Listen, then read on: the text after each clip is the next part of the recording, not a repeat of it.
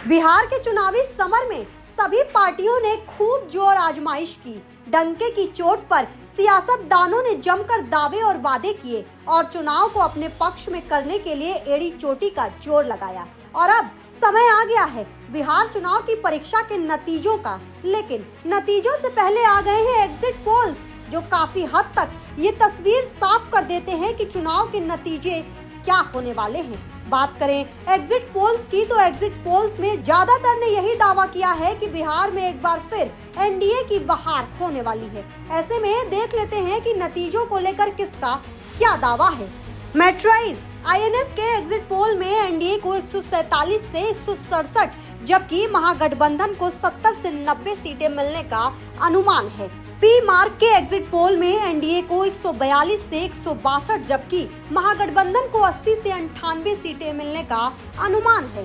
Chanakya strategies के exit poll में NDA को 130 से 138, जबकि महागठबंधन को 100 से 108 सीटें मिलने का अनुमान है। पीपल्स इनसाइट के एग्जिट पोल में एनडीए को 133 से 148, जबकि महागठबंधन को 87 से 102 सीटें मिलने का अनुमान जताया जा रहा है। पीपल्स पल्स के एग्जिट पोल में एनडीए को 133 से 159, जबकि महागठबंधन को 75 से 101 सीटें मिलने का अनुमान बताया जा रहा है। जेवीसी के एग्जिट पोल में एनडीए को 135 से 150, जबकि महागठबंधन को 88 से 103 सीटें मिलने का अनुमान है। अब जब एग्जिट पोल सामने आ चुके हैं, ये काफी हद तक ये तय कर देता है कि बिहार में फिर से एनडीए की वापसी हो रही है। ऐसे में दोनों ही खेमों में जुड़े नेताओं की प्रतिक्रियाएं भी आना लाजमी थी और देखने को भी वही मिला। बिहार कांग्रेस से कुछ नेता नतीजों से पहले ही कांग्रेस छोड़ने की तैयारियों में जुट गए, जबकि एनडीए का खेमा जश्न की तैयारी कर रहा है। फिलहाल सुनते हैं कि एग्जिट पोल्स को लेकर किसने क्या कहा। मैंने लिखा है कि मैं दुखी मन से भेज रहा हूँ। ये आपस का हम लोगों का मेरी पार्टी के कुछ नेताओं का और मेरे मतभेद की वजह कर हुआ है। लेकिन मैंने ये भी लिखा है साथ में कि मैं पार्टी की नीतियों और सिद्धांतों का शुभचिंतक बना रहूँगा। मैं सदस्यता से मैंने त्यागपत्र दिया है। पार्टी की नीतियों और सिद्धांतों से मेरा कोई विरोध नहीं। एग्जिट पोल को एग्जैक्ट पोल तो कोई दावा नहीं कर सकता, लेकिन मतदाताओं का रुझान यह स्पष्ट है कि बिहार में फिर नीतीश कुमार जी के नेतृत्व में एनडीए की सरकार बनेगी और ये वोटिंग का जो प्रतिशत है महिलाओं का सबसे ज्यादा मतदान है। तो महिलाएं आशीर्वाद तो नीतीश कुमार जी को देती है। बेटी का स्नेह उसी को मिलेगा, उन्हीं को मिलेगा। भाई कन्यादान के लिए हमने योजना बनाई, मुख्यमंत्री कन्या विवाह मंडल, कि जिसको कन्या का आशीर्वाद हो, माता बहन का आशीर्वाद हो, दुनिया में तो इसको रोक सकता है।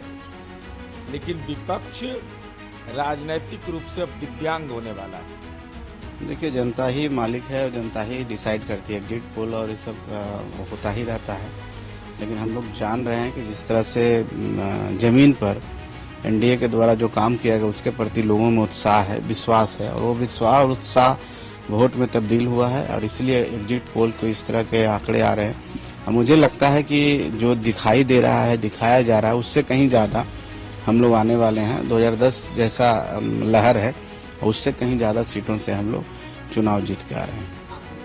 देखिए, एग्जिट पोल तो कई बार कई चुनाव में गलत साबित हुए हैं। इस एग्जिट पोल को जो कल दिखाया गया है, हम सिरे से खारिज करते हैं, नकारते हैं। ये फार्स है। और जो एग्जिट पोल है जनता का, बिहार की जनता ने जो बदलाव के लिए वोट किया है, बिहार के भविष्य को बनाने के लिए, बिहार को बचाने के लिए वोट किया है, वो 14 नवंबर को दिखेगा जब एग्जिट पोल आएगा। ये एग्जिट पोल पर किसी को भरोसा नहीं है। रिकॉर्ड तोड़ मतदान खत्म होने के बाद दोनों खेमे ताल ठोक रहे थे कि बिहार में उनकी सरकार बनने जा रही है। महागठबंधन का कहना था कि जनता बदलाव के मूड में घरों की दहलीज लांघ रही है, जबकि एनडीए का दावा था कि जनता का बिहार की सुशासन सरकार पर अभी भी भरोसा बरकरार है। और एक बार फिर बिहार में एनडीए ही सत्ता में आने वाली है और एग्जिट पोल्स भी काफी हद तक एनडीए के दावों को सच करते दिखाई दे रहे हैं। फिलहाल सत्ता में फिर से काबिज होने का किसका पूरा होगा ख्वाब और कौन चखेगा हार का स्वाद, ये तो आने वाली 14 तारीख को पता चल जाएगा। डेस्क रिपोर्ट, आज की खबर।